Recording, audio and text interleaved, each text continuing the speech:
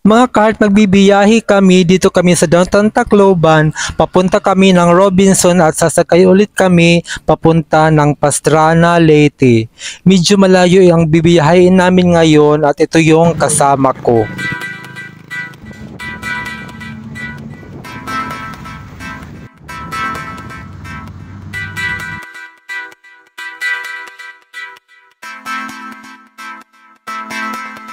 At andito na kami ngayon sa Terminal Robinsons, Tacloban at sasakay ulit kami ng minibus para sa Pastrana, Leyte.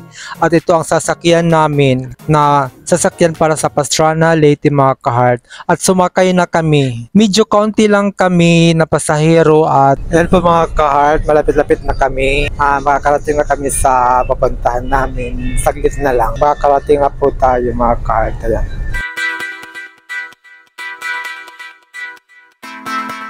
Pastrana na.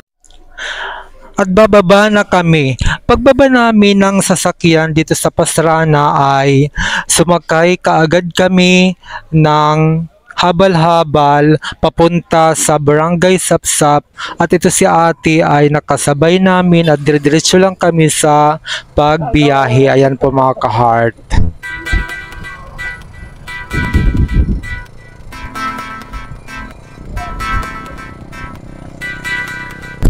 Ayan po mga ka-heart, ngayon andito na kami sa Barangay Sapsap ng Pastrana, Leyte. Ngayon ay mag-aantay ulit. Inaantay ulit namin yung isa naming kasama kasi pupunta na kami sa kanila. Habang inaantay namin yung iba naming kasama papunta doon sa kanila. Bumili ako ng saging isang ganito. Mura lang.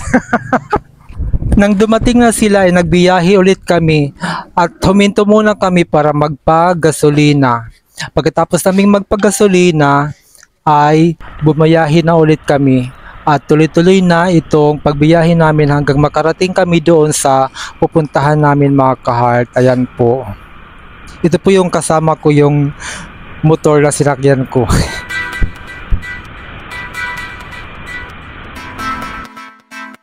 Ayan po mga ka-heart, andito na kami sa bahay ng kaibigan namin at andyan na sila.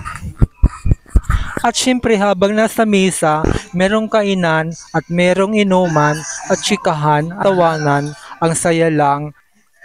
Kung ano lang ang mga pinagkukwentuhan mga ka-heart, mga kasiyahan, halakhakan, at kung ano-ano pa, basta masaya lang kami sa pagtitipon-tipon namin. At itong chicken feet na natira ang pulutan namin. At tuba naman ang aming inumin at ito na ang tagay ko, pinulot ko na at ininom ko na. At syempre di pa rin mawawala ang tawanan mga ka-heart. Kaya ayan po sila yung mga kasama ko, mukhang masaya sila sa pagkikwentuhan at syempre itong isa ang pinakamasaya dito. Pagkalipas ng ilang oras ay nagpaalam na ako dahil uuwi pa ako at nagbiyahe na ulit kami at ang bait ng dalawang pugi na ito at ihinatid nila ako kung saan hanggang sa may mga sakayan kaya maraming salamat sa kanilang dalawa at sa mga kaibigan ko. At ngayon na dito na ulit kami nagbibiyahe papunta doon sa may mga sakayan kaya dumaan muna kami dito sa may palengke area sa may Tanawan mga ka-heart. Kaya ayan po dito na ako bumaba at sumakay ng bus papunta ng Tacloban. Kaya thank you for watching. Thanks for watching Ka-Heart TV.